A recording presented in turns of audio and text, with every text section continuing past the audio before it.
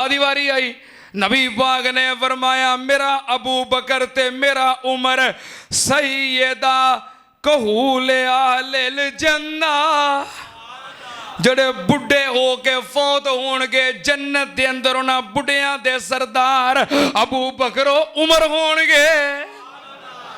जवानां दे सरदार हसन हुसैन ते बुढ़ियां दे सरदार अबू बकर उमर। नबी पाक ने सहाबा दी भी शान बयान की, आले बैत दी भी, अजे होर भी कई सिफात ने, मुश्तरका औसाफ ने सहाबा और आहले बैत दे।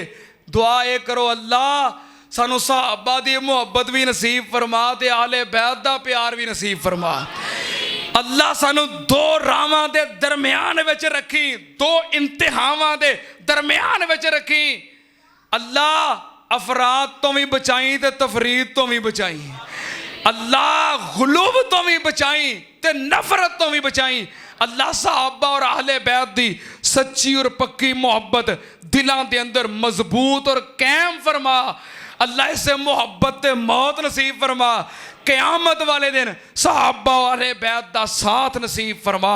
व आखिर दावाना अनिल हम्दुलिल्लाहि रब्बिल आलमीन।